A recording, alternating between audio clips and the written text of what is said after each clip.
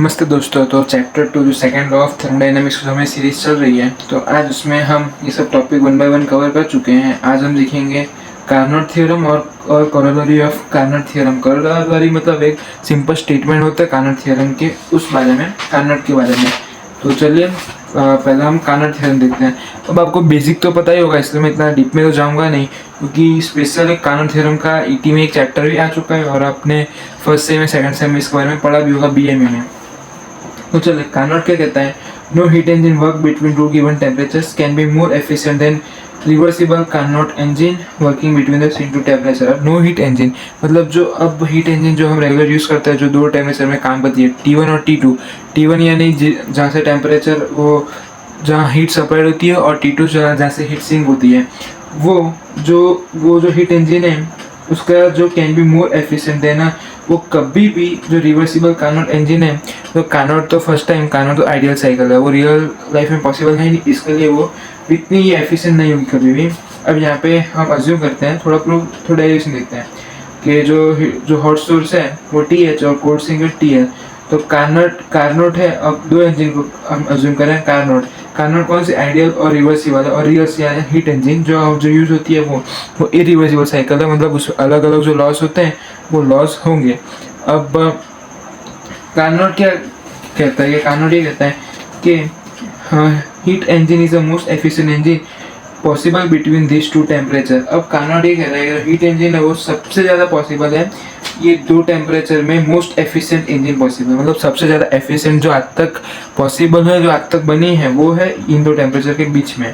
अब real engine है वो इतनी एफिशिएंसी नहीं दे पाएगा, क्योंकि उसमें फ्रिक्शन लॉस और हीट लीकेज ये सब होता है, इसकी वजह से वो इतना सारा एफिशिएंसी वो नहीं दे पाएगा।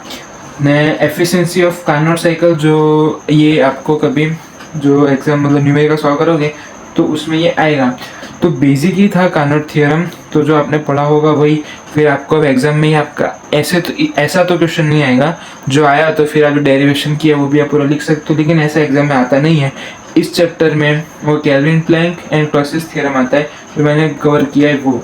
अब कोरोलरी ऑफ कार्नोट थ्योरम देखते हैं। Carnot theorem, no heat engine working between the two temperatures can be more efficient, बोला आगे वैसा। अब कोरोलरी 1 क्या बोलती है वो देख लेते हैं। और reversible engines operating between same two temperatures have same efficiency। जो रिवर्सिबल इंजन है उसमें जो दो टेम्परेचर में ऑपरेट होता है उनकी दोनों की एफिशिएंसी सेम होती है। उसका शायद नहीं समझ आया होगा, तो मीनिंग के द्वारा हम उसको और इसलिए समझते हैं कि अगर जो कोई दो डिफरेंट रिवर्सिबल साइकिल है, कि जो एक एयर को यूज़ करेगी और दूसरी स्टीम को यूज़ करेगी, but both work between hot and cold temperature, और लेकिन दोनों हॉट और कोल्ड, यानी एक से हीट सप्लाई और एक से हीट रिड्यूस, इन दोनों बीच में दोनों काम कर रहे हैं, तो efficiency does not depend on material और design, it depends on temperature. कितने टेम्परेचर में हीट मिल रहा है और कितने टेम्परेचर में हीट रिड्यूस हो रहा है, उस पर ये एफिशिएंसी मिलती है। अब एग्जाम्पल है कि इंजन है स्टीम इंजन और इंजन भी एयर इंजन, और दोनों 600 और 300 के बीच में काम कर रहे हैं, तो दोनों की एफिशिएंसी सेम होगी। ये कोरोलरी 1 के हिसाब से। अब कोरोलरी 2 क्या है? No irreversible engine can be more efficient than no irreversible engine can be more efficient than the reversible engine working between same two temperature. कि जो इरिवर्सिबल हीट इंजन है जो आज की तारीख में यूज़ हो रही है, कभी भी वो रिवर्सिबल से एफिशिएंट नहीं होगी। क्यों? क्योंकि हमें पता है कि उसमें हीट लॉस, फ्रिक्शन लॉस ये सब होता है, उस रीज़न की वजह से।